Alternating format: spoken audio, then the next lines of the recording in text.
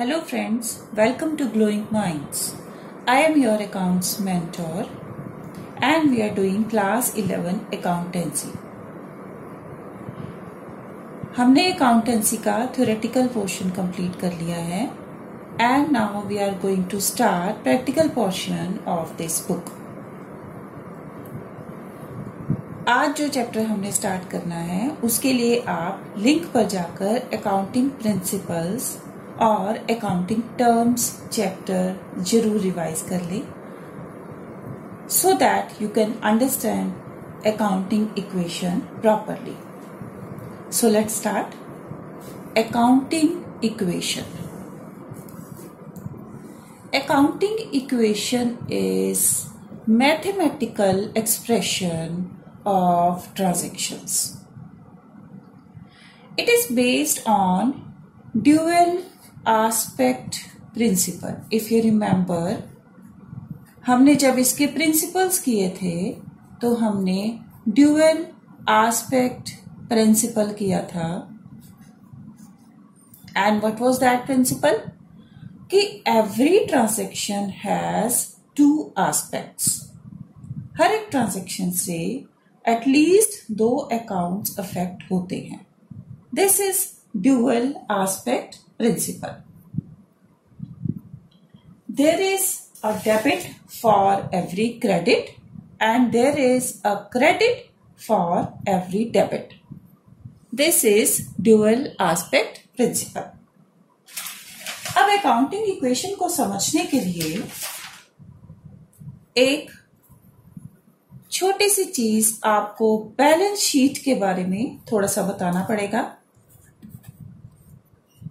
एक सिंपल सी balance sheet के बारे में बताती हूं कि बैलेंस शीट एक स्टेटमेंट होती है. It's a statement, it's not an account, it's a statement जो कि फाइनल अकाउंट में बनाई जाती है.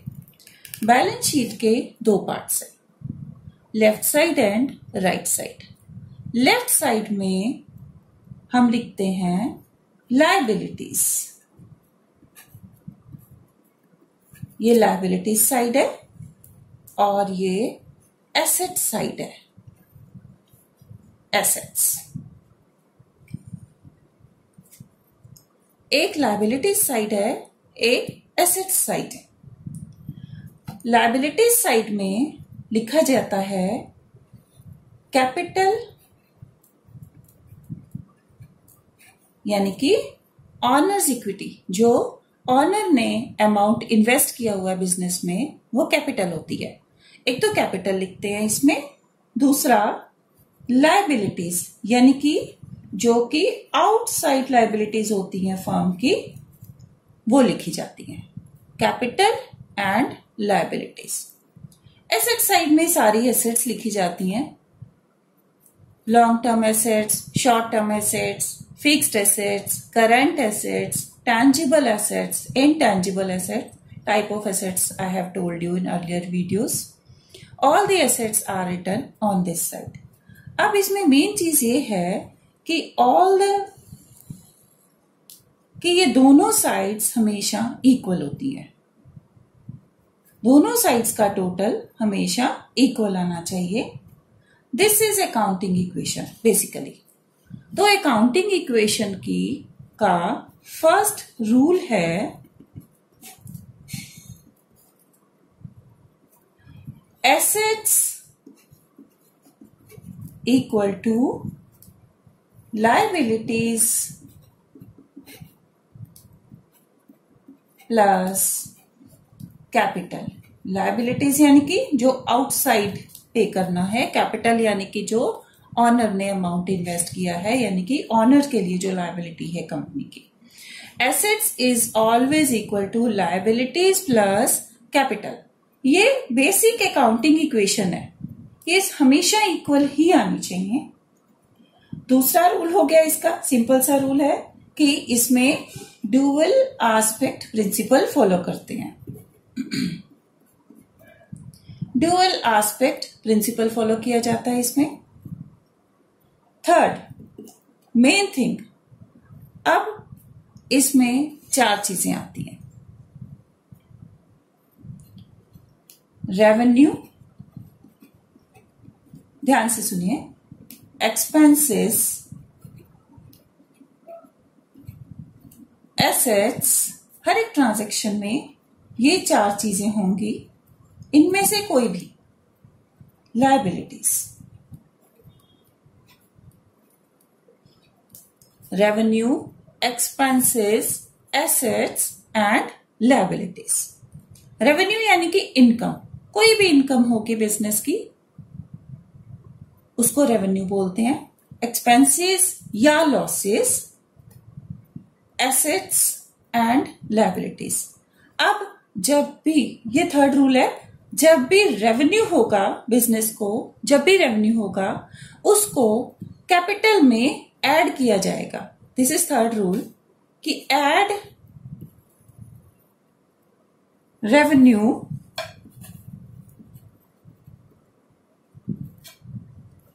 To the capital. Okay, add revenue to the capital, बहुत इंपॉर्टेंट रूल है अकाउंटिंग इक्वेशन का। दूसरा है, या एक्सपेंसेस होंगे, रेवेन्यू होगा या एक्सपेंसेस होंगे। अब एक्सपेंसेस का क्या करना है, अगर एक्सपेंसेस होते हैं तो उसको डिडक्ट करना है कैपिटल में से। Deduct expenses from capital. Okay, deduct expenses from capital. फिर एसेट्स होंगी या लायबिलिटीज होंगी। एसेट्स इंक्रीज होती हैं तो एसेट्स में ऐड करना है, एसेट्स डिक्रीज होती है तो एसेट्स में से लेस करना है। सिमिलरली लायबिलिटीज इंक्रीज होती है तो लायबिलिटीज में ही ऐड करना है, और अगर लायबिलिटीज डिक्रीज होती हैं तो लायबिलिटीज में से ही लेस करना है। ये इसके मेन रूल हैं। और फोर्थ ये हो गया कि ये ऑलवेज इक्वल है। ये फर्स्ट में ही आ जाता है कि एसेट्स जो है वो लायबिलिटीज प्लस कैपिटल के इक्वल रहेगा। जितनी भी ट्रांजैक्शंस होंगी, हर ट्रांजैक्शन का इफेक्ट हम देखेंगे कि ये दोनों साइड्स ऑलवेज इक्वल होंगी। Okay, now come to any simple question. सबसे सिंपल क्वेश्चन मैंने लिखा है आपके लिए अकाउंटिंग इक्वेशन को समझाने के लिए। This is the simplest question. इसमें मैंने सिंपल सी ट्रांजैक्शंस ली हैं। First, started business with cash ₹20,000, then started business with cash means capital लगाई है बिजनेस में 20,000 की। then purchased furniture for ₹5,000, purchased furniture for ₹500 in cash. Okay, then purchased goods for ₹1,000 in cash. goods यानी कि stock खरीदा है 1,000 का। then purchased goods for ₹2,000 on credit means cash payment नहीं की है, क्रेडिट पर परचेज किया है। then sold goods costing ₹2,500 on credit for ₹4,000। 2,500 के गुड्स हैं, क्रेडिट पर सेल की हैं लेकिन 4,000 में। Paid ₹1,000 for rent and ₹5,000 for salary, payments की हैं यानी कि एक्सपेंसेस हुए हैं। Then withdrew cash for personal use ₹2,000। Drawings हैं ये। ड्रॉइंग्स ड्रॉइंग्स क्या होती है कि जो पर्सनल यूज के लिए बिजनेस में से अमाउंट निकाला जाता है उसको ड्रॉइंग्स बोलते हैं। Then payment made to creditors ₹2,000। जो लायबिलिटीज हैं वो पे की है 2,000 में। आप इसको नोट कर लो इन ट्रांजैक्शंस को, सो दैट हम इनको 1 by 1 समझ सके कि कैसे इनको मैथमेटिकली हमने शो करना है। Note down all these transactions. Okay, so let's start doing all these equations. इसके लिए फॉर्मेट है assets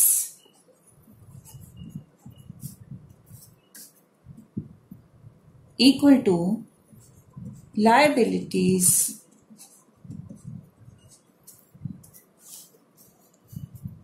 प्लस कैपिटल।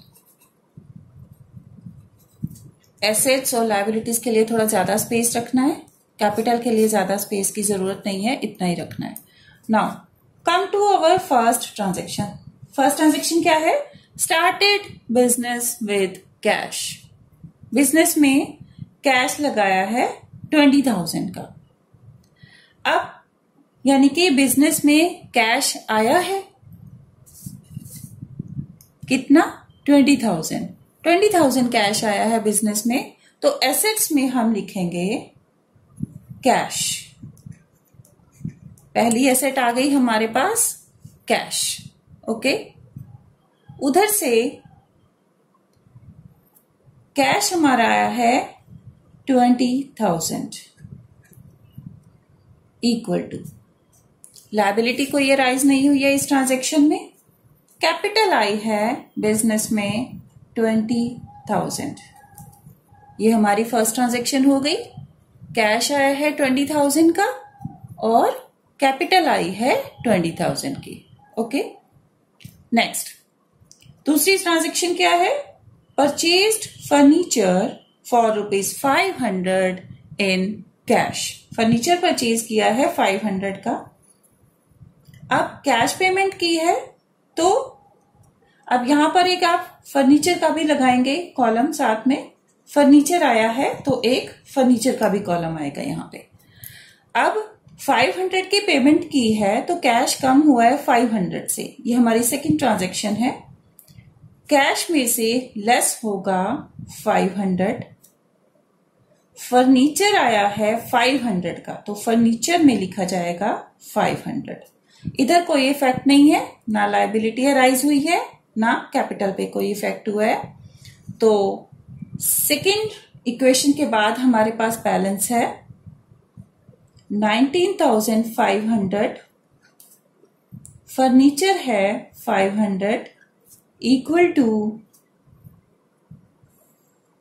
कैपिटल है 5,000 और अभी तक कोई लायबिलिटी नहीं है। नाउ लुक स्टूडेंट्स, दोनों साइड्स इक्वल हैं।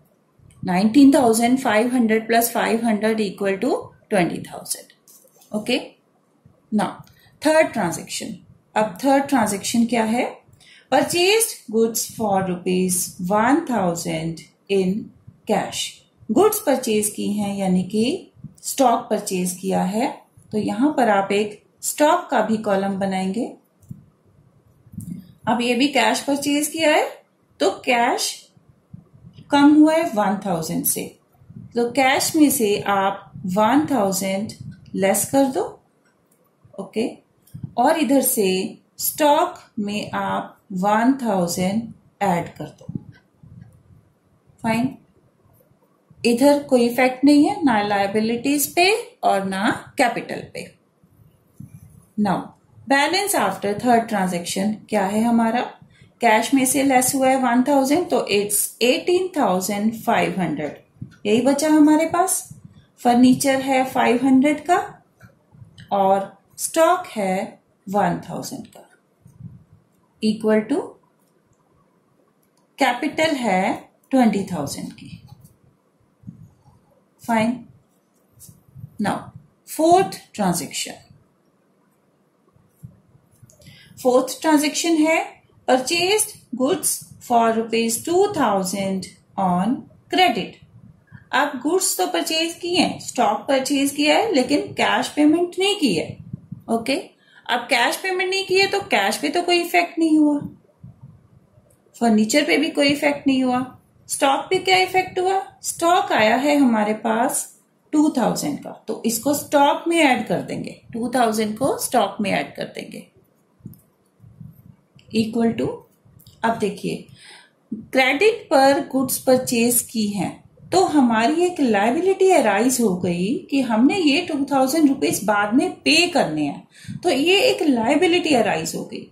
जब पे करने हैं तो इट मीन्स हमारे पास क्रेडिटर्स आ गए। अब तो लायबिलिटीज के नीचे हम लिख देंगे क्रेडिटर्स। अब हमारे पास क्रेडिटर्स आ गए हैं, तो क्रेडिटर्स ऐड करेंगे हम 2000। ओके, कैपिटल पे कोई इफेक्ट नहीं हुआ। Now balance after fourth transaction, it's 18,500 plus furniture 500 and stock 3,000 equal to, अब क्रेडिटर्स हैं 2,000 and capital 20,000. This is balance after fourth transaction. Fine. Now come to fifth transaction. अब आप टोटल कर लीजिए. It's 19,000 plus 3,000, 22,000 equal to 22,000. ये दोनों side का equal, दोनों साइड्स का टोटल अभी भी इक्वल है. Now fifth transaction. What is fifth transaction?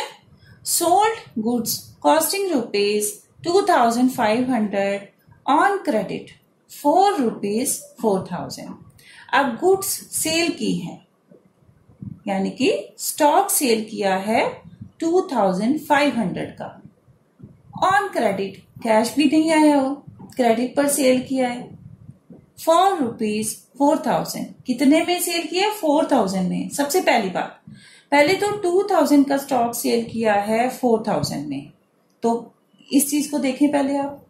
4,000 minus 2,500 it's 1,500. सबसे पहले तो 1,500 का प्रॉफिट हुआ है. ओके, प्रॉफिट का हमने क्या करना है? रूल्स में क्या किया था कि प्रॉफिट्स को कैपिटल में ऐड करते हैं, प्लस 1,500 इसको हमने कैपिटल में ऐड किया प्रॉफिट. दूसरी बात, इसमें गुड्स सेल हुई हैं 2,500 की, तो स्टॉक में से कितना अमाउंट लेस करेंगे? स्टॉक में से लेस करेंगे 2,500. 4,000 नहीं लेस करना, क्योंकि 2,500 का स्टॉक था जो कि हमने सेल किया है. तो स्टॉक में से लेस किया 2,500. एक और चीज है इसमें, ऑन क्रेडिट,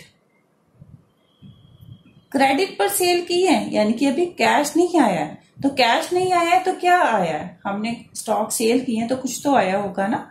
तो कैश नहीं आया, हमारे पास आए हैं डेटर्स. डेटर्स ये हमारी एसेट हैं, इसको हमने एसेट साइड में एक अलग कॉलम बना लेना है, debtor. It's DEBTOR, debtor. Debtor के नीचे हम ऐड करेंगे, अब अमाउंट कितना लेना है डेटर्स से? 4,000. ये 4,000 हम डेटर्स के नीचे ऐड कर देंगे.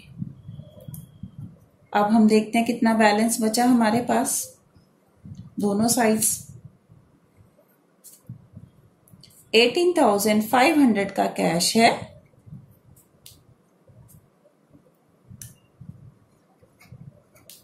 प्लस 500 फर्नीचर है, प्लस अब स्टॉक कितना रह गया? 3,000 का था, 2,500 का हमने सेल कर दिया, तो ये बचा 500 प्लस अब हमारे पास डेटर्स आ गए हैं 4,000 के. ओके, इक्वल टू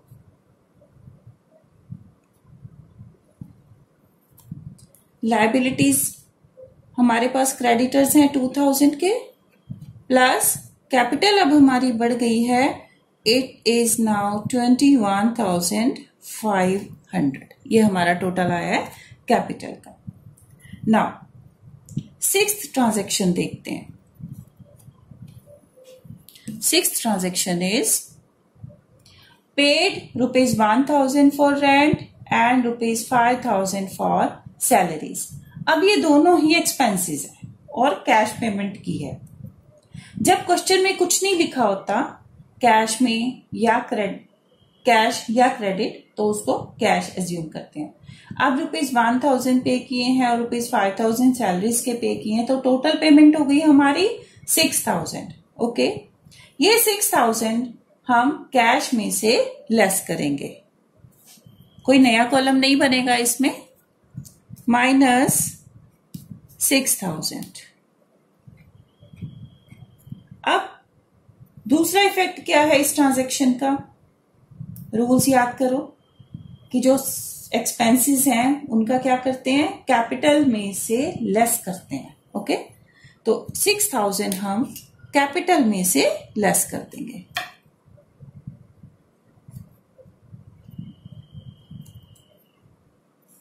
अब क्या बैलेंस है हमारा?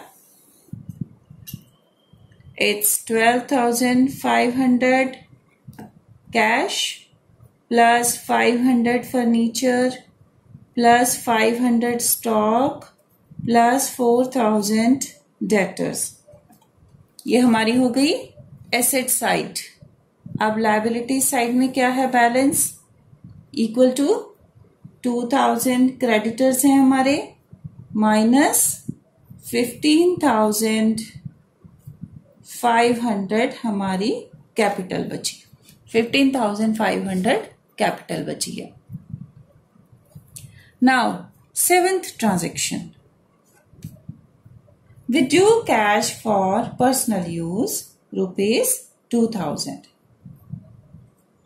क्या होता है ये? अकाउंटिंग टर्म रिकॉल करो। जब पर्सनल यूज के लिए बिजनेस में से कोई अमाउंट निकाला जाता है तो उसको बोलते हैं ड्रॉइंग्स। ड्रॉइंग्स भी बिजनेस के लिए एक तरह का एक्सपेंस है। तो एक्सपेंसेस का क्या करना होता है? क्या क्या दो इसके इफेक्ट होंगे? पहला इफेक्ट, एक तो कैश कम हुआ 2,000 से। दूसरा इफेक्ट, कैपिटल कम हो गई 2,000 से, क्योंकि ड्रॉइंग्स को कैपिटल में से लेस करते हैं। जब भी ड्रॉइंग्स करता है बिजनेस का ओनर तो उसको कैपिटल में से लेस किया जाता है। तो 2,000 कैश लेस हो जाएगा और 2,000 ड्रॉइंग्स में से लेस हो जाएगा। माइनस 2,000 एंड माइनस 2,000 कैपिटल में से लेस। अब क्या बैलेंस बचा? 10,500 cash plus 500 furniture plus 500 stock plus 4,000 debtors and liability side 2,000 creditors and 13,500 का कैपिटल बचा। ओके, अभी भी आप टोटल करके देख लीजिए, both sides are equal. Fine. Now last transaction, 8th transaction क्या है हमारी? 8th transaction is payment made to creditors ₹2,000। 2,000 rupees creditors को पे किए। ओके, क्रेडिटर्स को पे किए तो एक तो कैश कम हुआ हमारा, दूसरा क्या इफेक्ट है कि क्रेडिटर्स भी कम हो गए 2,000 से। तो इसको कैश में से लेस किया 2,000 और इधर से क्रेडिटर्स में से लेस किया 2,000। फाइन। अब हम बैलेंस करते हैं। बैलेंस आफ्टर लास्ट ट्रांजैक्शन क्या है? 8,500 का कैश है plus 500 furniture plus 500 stock plus 4,000 debtors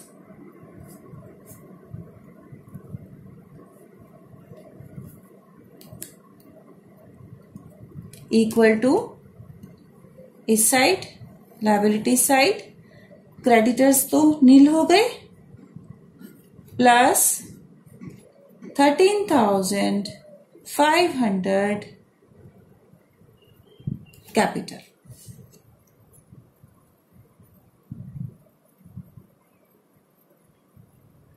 okay, now total अगर हम दोनों साइड्स का टोटल करें तो ये इक्वल है। 8,500 plus 500 plus 500 plus 4,000 it's 13,500। Okay, and equal to, अब लायबिलिटीज हमारी खत्म हो चुकी है, ओनली कैपिटल है, it's 13,500। This is accounting equation. अभी मैंने आपको सबसे सिंपल अकाउंटिंग इक्वेशन जस्ट समझाने के लिए एक सबसे सिंपल अकाउंटिंग इक्वेशन आपको बताई है। इसमें कुछ एडजस्टमेंट्स होती हैं आगे, वो मैं नेक्स्ट वीडियो में आपको बताऊंगी कि क्या क्या एडजस्टमेंट्स होती हैं, किस तरह से वो करनी होती हैं। सबसे पहले आप इस वीडियो को एक बार रिवाइज कर लो ताकि आप अकाउंटिंग इक्वेशन का जो बेस है वो अच्छे से समझ सको। Thank you.